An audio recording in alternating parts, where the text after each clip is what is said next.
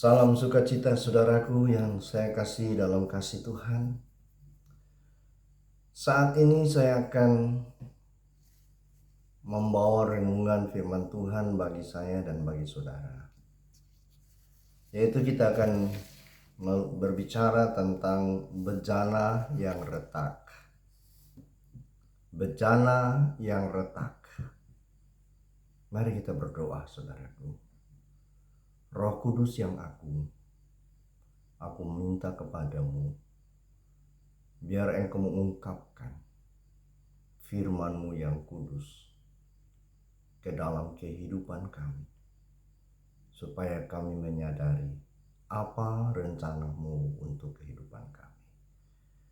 Biarlah pikiran-pikiran daripada Engkau, Roh Kudus, menguasai pikiranku, hatiku, bibir mulutku, supaya Engkau yang berbicara malam ini, menyampaikan pikiran-pikiran dan isi hati-Mu, dan biarkan aku hanya menjadi alat pada malam hari ini di dalam tangan-Mu. Berkatilah setiap telinga mendengar, berkatilah setiap mata yang melihat, dan berkatilah setiap hati yang terbuka untuk firman-Mu. Terima kasih Tuhan Yesus. Haleluya. Amin. Kita melihat di dalam Yeremia 18. Kita lihat dalam kitab Yeremia pasal 18. Ayatnya yang pertama supaya kita lebih jelas sampai ayatnya yang keempat. Firman yang datang dari Tuhan kepada Yeremia bunyinya, "Pergilah dengan segera ke rumah tukang periuk. Di sana aku akan memperdengarkan perkataan-perkataanku kepadamu. Lalu pergilah aku ke rumah tukang periuk, dan kebetulan ia sedang bekerja dengan pelarikan. Apabila bejana yang sedang dibuatnya dari tanah liat di tangannya itu rusak, maka tukang periuk itu mengerjakannya kembali menjadi bejana lain menurut apa yang baik pada pemandangannya." Saya ulang, ayat 4. Apabila bejana yang sedang dibuatnya dari tanah liat di tangannya itu rusak, maka tukang periuk itu mengerjakannya kembali menjadi bejana lain menurut apa yang baik pada pemandangannya. Saya membawa sebuah pujian lama kepada saudara dan kepada jiwa saya.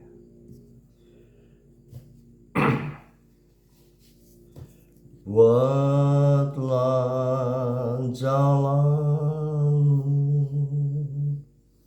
dalam saya, Tuhan penjunan ku tanah liat. Biar Kau kerjakan turut mau-Mu,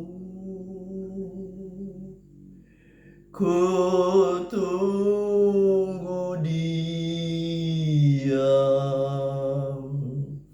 di kaki-Mu.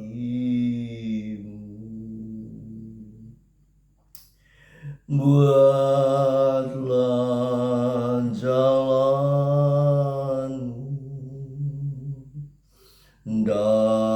dalam saya, Tuhan penjunan ku tanah liat. Biar Kau kerjakan turut mau-Mu, ku tunggu diam di kaki-Mu.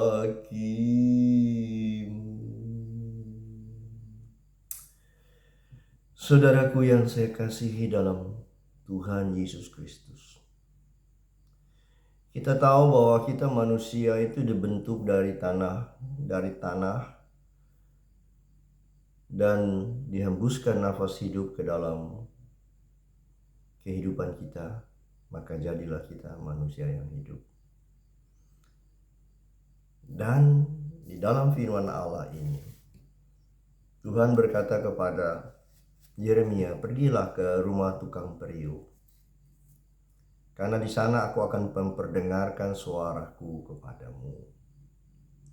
Memang ada maksud-maksud lain tentang bangsa Israel dan bangsa-bangsa lain di dunia di dalam hal ini. Tetapi biar kita melihat dalam satu ayat atau ayat yang keempat. Di situ dikatakan kepada kita, saya baca sekali lagi saudaraku. Apabila bejana yang sedang dibuatnya dari tanah liat di tangannya itu rusak, maka tukang periuk itu mengerjakannya kembali menjadi bejana lain menurut apa yang baik dalam pemandangannya. Yeremia datang di rumah tukang periuk. Kebetulan sang tukang periuk sementara mengerjakan periuknya. Dan kemungkinan besar Yeremia melihat sementara tukang periuk itu mengerjakan bejana tanah liat itu, tiba-tiba bejana itu retak.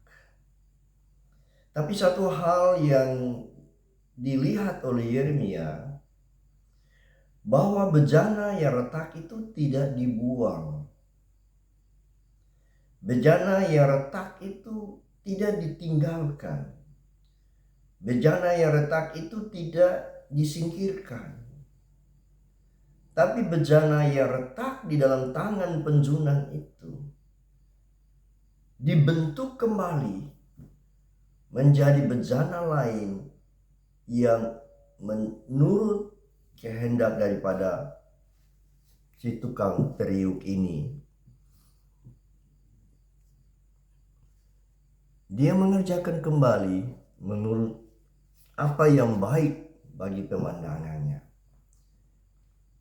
Jadi saudaraku, intinya di dalam tangan tukang periuk, bejana yang dibuatnya itu rusak, dia tidak pernah membuangnya, melainkan dia bentuk kembali menjadi bejana yang lain sesuai dengan keinginan hatinya. Tahukah saudara bahwa kita semua ini adalah bejana tanah liat di dalam tangan Allah? Dan Allah sedang membentuk kehidupan kita yang dari tanah liat ini. Dan apabila dalam pembentukan itu kita retak atau secara rohani kita jatuh di dalam masa pembentukan itu, Tuhan tidak pernah akan membuang kita dan meninggalkan kita. Tuhan bukan seorang penjunan yang putus asa. Tuhan bukan seorang penjunan yang mudah menyerah. Dia akan membentuk kembali bejana yang retak itu menjadi bejana yang lain, yang indah menurut pandangannya. Jadi sekali lagi saudaraku, kita tidak perlu merasa kecewa dan putus asa jika di dalam masa pembentukan kita ini kita mengalami kejatuhan atau hal-hal yang lain yang mungkin menurut kita tidak layak lagi di hadapan Allah, atau kita tidak berguna lagi di hadapan Tuhan. Atau mungkin ada orang berkata bahwa engkau tidak lagi berguna di dalam, karena engkau telah retak, engkau telah jatuh, engkau telah berdosa, engkau telah cacat. Itu kata orang, saudaraku. Tapi sepanjang kita masih berada di tangan sang penjunan, di tangan tukang periuk, yaitu Allah sendiri, maka dia berkuasa membentuk kita kembali. Dari keretakan itu dia akan menjadikan kita satu bejana yang lain. mungkin lebih indah daripada bejana yang semula. Itulah Allah kita, saudara. Jadi kita tidak perlu kecewa. Pandangan apa saja manusia kepada kita, kita tidak perlu kecewa. Arahkanlah mata kita kepada Tuhan. Alkitab berkata, Daud berkata, ku arahkan mataku kepada Tuhan, karena dari sanalah datang pertolonganku. Jadi saudara tidak perlu kecewa. Dalam perjalanan kehidupan kita, perjalanan rohani kita, kadang-kadang kita terpeleset, kadang-kadang kita tergeletak, kadang-kadang kita jatuh. Tapi Alkitab berkata, orang benar sekalipun ia jatuh, ia tidak akan tergeletak. Sebab sepanjang dia masih berada di dalam tangan penjunan, penjunan berkuasa membentuk dia menjadi manusia atau menjadi bejana yang lain. Malam ini saya memberikan kepada saudara, ada beberapa bejana yang rusak di dalam tangan penjunan itu. Yaitu kita melihat, bejana tanah liat yang rusak pertama adalah Abraham. Abraham diberi gelar bapa orang beriman. Tapi tahukah Anda bahwa dia merupakan bejana yang rusak? Dia mengajar istrinya berdusta kepada Firaun. Supaya kalau Firaun bertanya, siapakah perempuan ini? Maka istrinya harus menjawab bahwa dia adalah saudara daripada Abraham. Karena Abraham takut nanti dibunuh oleh Firaun kalau mengatakan bahwa dia adalah suami daripada Sarah. Dengan kata lain, secara tidak langsung Abraham bisa saja menjual Sarah kepada Firaun, dan kemudian hal yang sama terjadi kepada Raja di Gerar. Ini Abraham adalah seorang penakut. Sekalipun demikian, di dalam tangan Allah, Allah merubah Abraham menjadi bapa orang beriman. Jadi bapa orang beriman itu berasal dari bejana yang retak karena penakut. Kemudian Nuh juga bejana yang retak. Nuh pemabuk, saudaraku. Begitu keluar dari bahteranya sesudah air surut, Nuh mabuk. Nuh seorang pemabuk, dan akibatnya apa dari hal itu? Anaknya mendapat kutukan, yaitu Ham, karena perbuatan daripada Nuh. Ia merupakan bejana yang retak. Tapi Nuh dipakai oleh Allah untuk melanjutkan kehidupan manusia di bumi ini. Saya menunjukkan bejana-bejana yang retak ini supaya saudara mengetahui dan saudara dikuatkan, dipulihkan. Kemudian datang yang lain. Sesudah Abraham, Lut, lalu muncul lagi Elia. Elia seorang nabi besar yang bisa menurunkan api dari langit. Tapi dia juga termasuk bejana yang retak. Waktu mendengar ancaman dari Isabel ingin membunuh dia, Elia depresi, melarikan diri dengan perasaan kecewa dan putus asa, menyembunyikan diri dalam gua.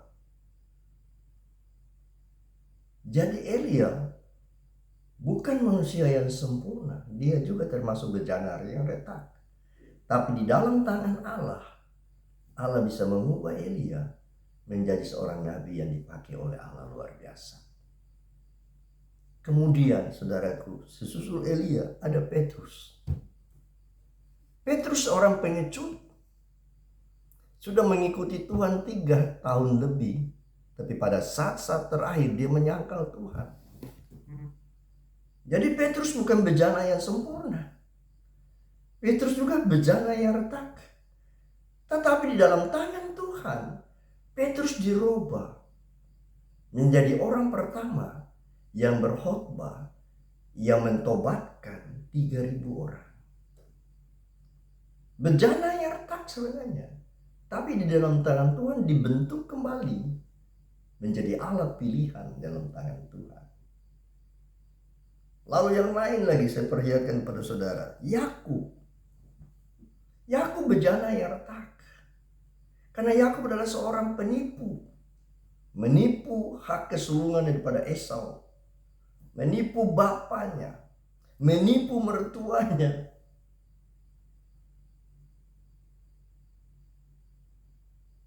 Maka dia itu seperti bejana yang retak. Tetapi retak di dalam tangan penjunan, yaitu Allah. Allah kemudian membentuk dia. Namanya dirubah dari Yakub penipu menjadi Israel atau pangeran putra Allah yang melahirkan bangsa Israel, umat pilihan Allah. Nah, saudara lihat, dari bejana-bejana yang retak ini, waktu Allah perbaiki, mereka menjadi orang-orang pilihan yang menggenapi rencana Allah. Kemudian saya lanjutkan supaya saudara bisa melihat. Saya sedikit-sedikit mengungkapkan itu, tidak terlalu saya panjang lebar. Kemudian Rahab. Siapa Rahab? Rahab adalah seorang perempuan sundal di Yeriho yang menyelamatkan 2 pengintai daripada Israel. Seorang perempuan sundal, bejananya retak. Tapi di tangan Tuhan, Rahel diubah menjadi bejana yang baik, yang bisa menyelamatkan 2 pengintai dari Israel waktu mereka mau berjalan masuk ke tanah Kanaan. Siapa bisa sangka Allah bisa memakai seorang perempuan sundal untuk melindungi bangsanya. Dan bukan sampai di situ. Rahab adalah nenek moyang daripada Yesus Kristus. Seorang perempuan sundal bisa menjadi nenek moyang daripada Yesus Kristus. Itu luar biasa. Bejana yang retak. Dan retaknya bukan main-main. Tapi di dalam tangan sang penjunan diubah dan merupakan garis keturunan daripada Yesus Kristus. Nah, bukan saja Rahab, masih ada lagi.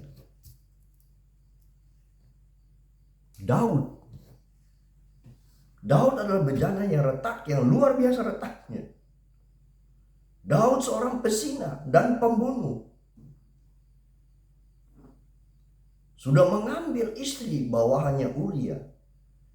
Dan kemudian merencanakan kejahatan supaya meluputkan dia daripada tuduhan menghamilkan Batseba, istri daripada Uria, dengan cara memanggil Uria pulang dari medan perang dan menyuruh Uria pulang ke rumah, supaya kemudian kalau ketahuan Batseba hamil, berarti itu adalah hasil daripada Uria suaminya. Tapi Uria tidak seperti itu. Hati prajurit lebih bersih daripada hati seorang raja. Akhirnya rencana Daud membawa kematian bagi Uria. Daud seorang pesina. Daud seorang pembunuh. Daud seorang bejana yang retak. Dalam perjalanan hidup awalnya Daud seorang yang baik. Tapi dalam perjalanan kehidupannya dia menjadi bejana yang retak. Tetapi satu pertanyaan, apakah Allah membuang Daud? Tidak. Allah membentuk bejana yang retak itu kembali. Sehingga dengan perjanjian, takhta Daud tidak akan berkesudahan. Daud dan Batseba yang merupakan garis keturunan daripada Yesus Kristus. Jadi saudara melihat orang-orang di dalam Alkitab yang kita banggakan semua merupakan bejana-bejana yang retak. Tapi seperti tukang periuk, dia bisa membuat bejana retak menjadi bejana yang baru, yang baik menurut pandangannya. Lain lagi saudaraku, perempuan Samaria kawin cerai 5 kali. Dan yang terakhir ini bukan suaminya, suami orang, pelakor, berebut laki orang. Kalau sekarang istilahnya pelakor. Tapi waktu retak di dalam tangan Yesus, dirubah menjadi bejana yang bisa menangkan satu kota Samaria untuk Yesus. Nah, saudara bisa bayangkan itu.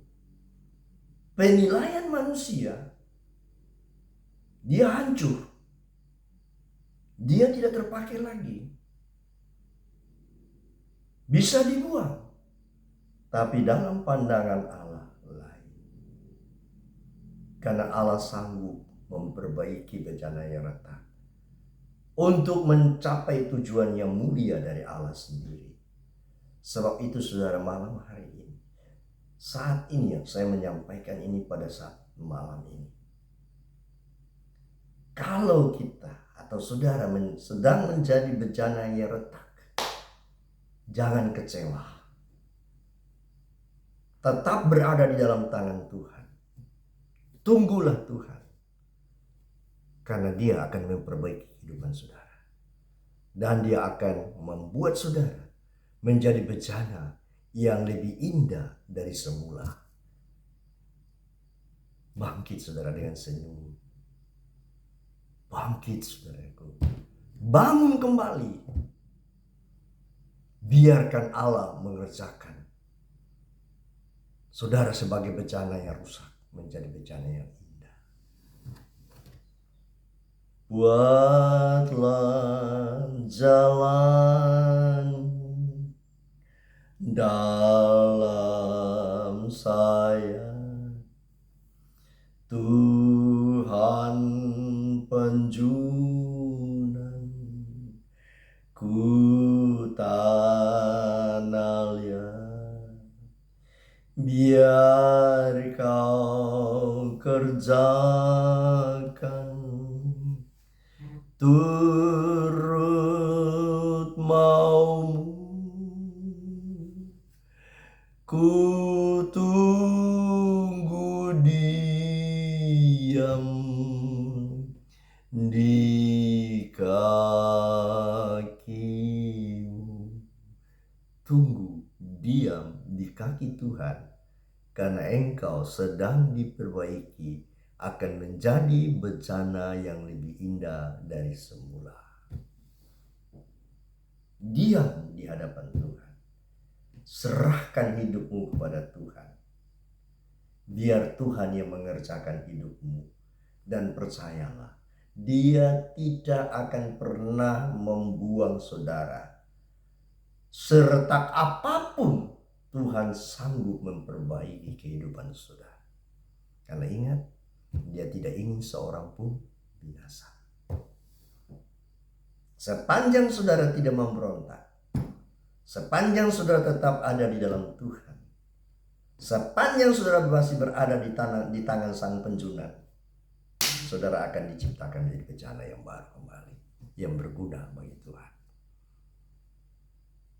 Dan kita lihat di dalam Korintus berkata, dalam 2 Korintus pasalnya yang keempat ayat yang ke-7. 2 Korintus pasalnya yang ke-4 ayat yang ke-7. Dia berkata begini. Ya, kita baca 1-2 ayat sebelum itu supaya kita lebih mengerti saudaraku. Ayat yang kelima. Sebab bukan diri kami yang kami beritakan, tetapi Yesus Kristus sebagai Tuhan dan diri kami sebagai hamba-Mu karena kehendak Yesus. Sebab Allah yang telah berfirman, dari dalam gelap akan terbit terang. Ia juga membuat terangnya bercahaya di dalam hati kita, supaya kita beroleh terang dari pengetahuan tentang kemuliaan Allah yang nampak pada wajah Kristus. Ayat 7. Tetapi harta ini kami punyai dalam bejana tanah liat, supaya nyatalah bahwa kekuatan yang melimpah-limpah itu berasal dari Allah, bukan dari diri kami. Paulus berkata bahwa dirinya itu bagaikan tanah liat, bejana yang mudah retak, bejana yang tidak indah di dalam pandangan manusia. Mungkin kehidupan saudara sekarang ini sebagai sesuatu yang tidak indah dalam pandangan manusia, karena saudara pernah mengalami hal-hal yang mungkin seperti kejatuhan, terpeleset, dan sebagainya, sehingga di dalam pandangan manusia saudara itu adalah merupakan bejana yang tidak berharga. Tapi tidak demikian. Saya ulang lagi saudaraku, di dalam tangan Tuhan Dia sanggup memperbaiki bejana itu, dan sesudah itu Dia menaruh hal-hal yang mulia di dalam bejana tanah liat itu. Hal-hal yang mulia apa? Injil yang memberitakan Yesus Kristus. Injil, kabar kesukaan tentang Yesus Kristus. Itu bukan diletakkan di dalam bejana yang dibuat daripada emas. Bukan diletakkan di dalam bejana yang terbuat daripada perak. Tetapi diletakkan di dalam bejana yang dibuat dari tanah liat, supaya nyatalah bahwa Injil Tuhan itu mulia, supaya nyatalah kekuatan dan kuasa Injil itu, sehingga bagi kita yang bejana tanah liat ini tidak ada kemegahan dalam hidup kita.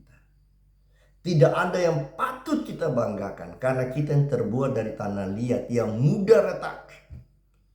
Kita hanya bisa bersyukur kalau Tuhan mempercayakan berita keselamatan. Tuhan percayakan kepada kita Injil kasih karunia, bisa membawa orang kepada Tuhan. Kita bersyukur, saudara. Karena kita ini bukan emas atau perak. Kita ini bejana tanah liat, dari tanah yang kotor, yang mudah retak. Tapi Allah percayakan harta yang indah, yaitu apa? Berita Injil yang menyelamatkan banyak orang. Rasul Paulus berkata di dalam kitab Roma pasal 1 ayat 16, aku yakin bahwa Injil ada kekuatan Allah yang menyelamatkan. Dan Paulus di dalam 2 Korintus sudah berkata bahwa dia adalah bejana tanah liat. Tapi di dalam bejana itu ada Injil, kekuatan Allah yang menyelamatkan. Nah saudara, bangkitlah saudaraku, bangun dengan semangat. Mungkin ada penolakan, mungkin orang tidak menghiraukan saudara, mungkin orang menutup jalan semua bagi saudara, tidak memberikan kesempatan pada saudara. Tapi saya percaya, satu ketika Allah akan membuka dan jalan bagi saudara dan mempermalukan mereka semua. Karena saudara akan menjadi bejana yang indah, dan Allah percayakan pemberitaan Injil dengan kekuatan dan kuasa Allah, dengan mujizat-mujizat lewat kehidupan saudara. Bangun saudara, tidak perlu memperhatikan apa penilaian orang kepada saudara. Yang penting diam, duduk di kaki Tuhan, menangis di bawah kaki Tuhan, biar Tuhan melihat air mata penyesalanmu, dan Dia akan menghapus air mata itu dari mata saudara. Dan Dia akan berkata, aku memperbaiki engkau. Terimalah olehmu berita yang kubebankan kepadamu, dan aku akan menyertai engkau sampai kesudahan alam ini. Jadi saudara-saudara yang saya kasih, jangan kecewa, jangan putus asa, jangan memperhatikan penilaian orang kepada saudara. Ketahuilah Tuhan sedang membentuk kehidupan saudara, karena Dia akan mempercayakan harta yang mulia, berita Injil kesukaan dengan kuasa urapan Roh Kudus akan menyertai saudara. Banyak mujizat yang Tuhan akan kerjakan melalui bejana yang sudah diperbaiki, dan itu adalah kehidupan saya dan saudara.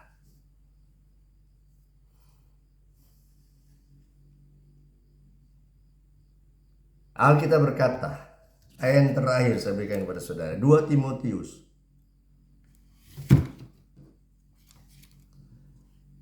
dalam 2 Timotius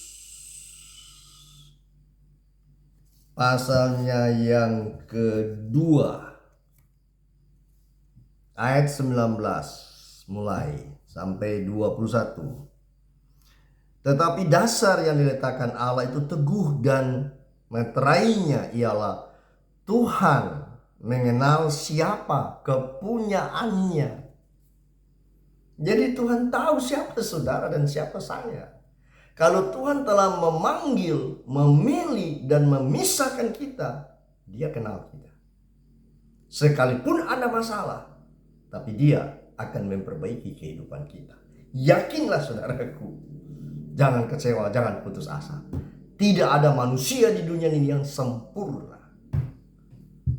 Saya sudah tunjukkan tadi bapak-bapak Alkitab yang semuanya merupakan bejana-bejana yang retak, tapi tidak pernah dibuang oleh Allah. Daud yang begitu hancur, pezina, pembunuh, perebut istri orang, tapi Allah tidak pernah membuang dia dan menggantikan dengan orang lain. Allah perbaiki dia. Untuk apa? Allah menyatakan kemampuan, kesanggupannya untuk memperbaiki. Dan kemudian apa? Menaruh perjanjiannya kepada Daud. Dan bagi orang yang selalu menghina orang yang jatuh, hati-hatilah. Karena Allah sedang memperbaiki orang itu. Kalau saudara tetap berpegang penghinaan, penolakan, saudara akan berhadapan dengan Allah, Sang Penjunan. Seolah-olah saudara berkata, orang itu telah retak, Tuhan telah membuang dia. Padahal saudara tidak mengetahui, Tuhan sedang memperbaiki kehidupannya di dalam tangan Tuhan. Menjadi bejana yang lebih indah dari semula, yang akan dipenuhi dengan Injil, dan dipenuhi dengan Roh Kudus, dan dipenuhi dengan kuasa ilahi. Sehingga pada waktu dia bangkit nanti, segala kesalahan akan dilupakan orang, karena mereka akan melihat penyertaan Allah di dalam orang tersebut. Makanya saudara-saudara yang saya kasih, kalau saudara mengalami hal-hal seperti yang saya katakan ini, bangkitlah. Yesus mengasihi saudara. Tuhan menyayangi saudara. Dia tidak pernah membuang saudara. Mungkin saudara dipecat dari organisasi, tapi Tuhan tidak pernah memecat saudara. Diam di dalam tangan Tuhan, duduk di bawah kaki Tuhan, menangis di bawah kaki Tuhan, karena air matamu berharga di hadapan Tuhan. 2 Timotius pasal 2 ayatnya 19 sampai 20 tadi. Tuhan mengenal siapa kepunyaannya, dan setiap orang yang menyebut nama Tuhan hendaklah ia meninggalkan kejahatan. Yang penting kita menyadari dan meninggalkannya. Ayat 20. Dalam rumah yang besar bukan hanya terdapat perabot dari emas dan perak, melainkan juga dari kayu dan tanah liat. Yang pertama dipakai untuk maksud-maksud yang mulia, yaitu emas dan perak. Dan yang terakhir yaitu tanah liat dan kayu untuk maksud yang kurang mulia. Tetapi, ayat 21. Tetapi, ayat 21 kita lihat. Jika seorang menyucikan dirinya dari hal-hal yang jahat, ia akan menjadi perabot rumah untuk maksud yang mulia. Ia dikuduskan dan dipandang layak untuk dipakai tuannya dan disediakan untuk setiap pekerjaan yang mulia. Begitu kita menyadari kesalahan kita, lalu kita menyucikan diri dari hal-hal yang jahat, kita akan menjadi perabot rumah untuk masuk yang mulia. Ia dikuduskan dan dipandang layak untuk dipakai tuannya dan disediakan untuk setiap pekerjaan yang mulia. Begitu kita melakukan kesalahan, lalu kita menyadarinya, kita duduk di kaki Tuhan, kita berserah ke dalam tangan Tuhan sebagai bejana yang retak dan berkata, buatlah jalanmu dalam saya. Ku tunggu diam di kakimu. Kerjakanlah menurut kehendakmu, ya Allah, ya Tuhanku. Lalu saudara mulai meninggalkan segala pelanggaran itu, membersihkan hati saudara.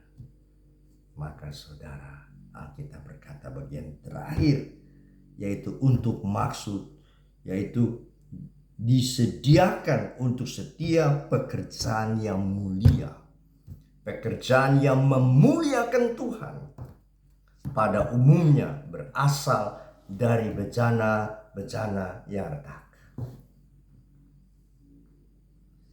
Karena rata-rata bejana yang retak itu, waktu diperbaiki oleh Tuhan, mereka mempunyai sifat yang rendah hati, dengar-dengaran, mengerti suara dan rencana Tuhan. Sebab apa? Mereka pernah jatuh, pernah retak, pernah dibenci orang, pernah dipecat, pernah ditolak orang. Tetapi Allah memulihkan mereka. Maka kasih Allah, kasih mereka kepada Allah lebih besar daripada orang yang lain.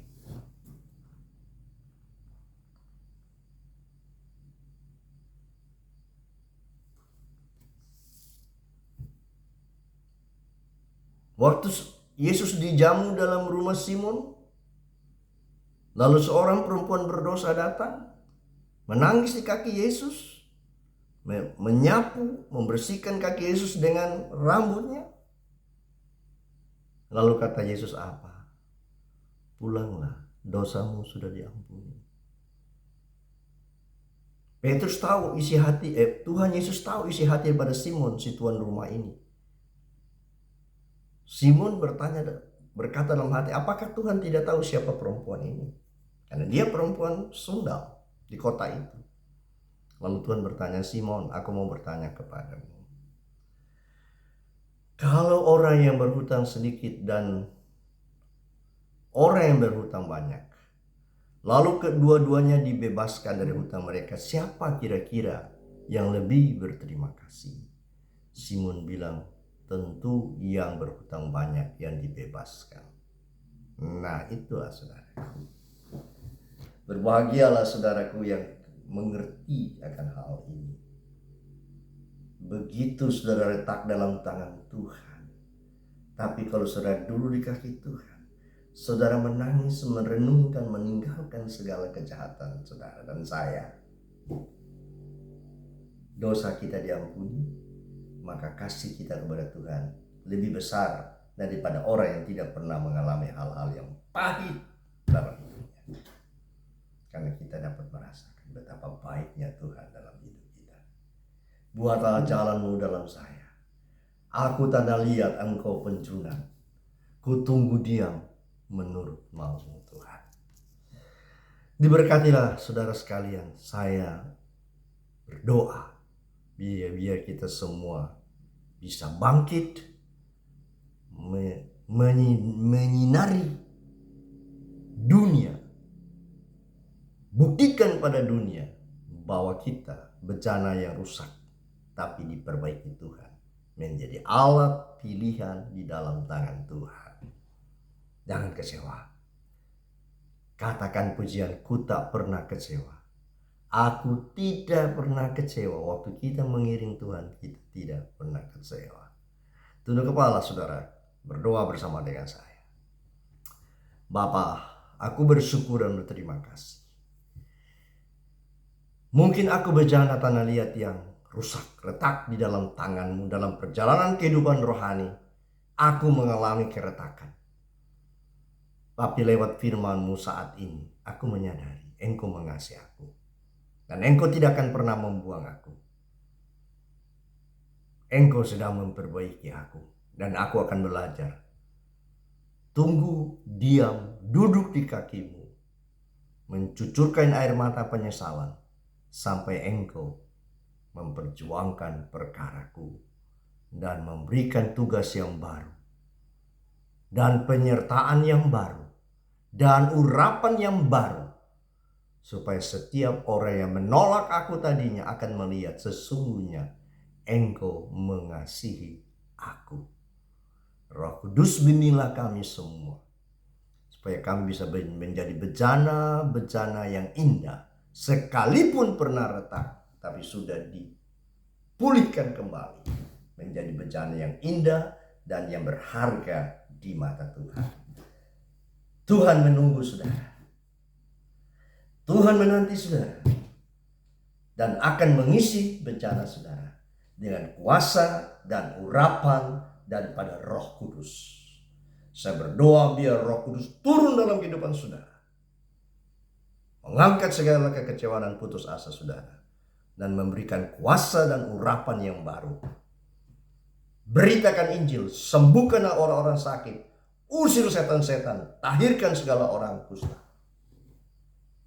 Tuhan menyertai kita sekalian sampai kesudahan alam ini. Amin. Haleluya saudara. Terpujilah Tuhan untuk selama-lamanya. Dia Allah yang berkuasa. Sampai ketemu lagi saudara.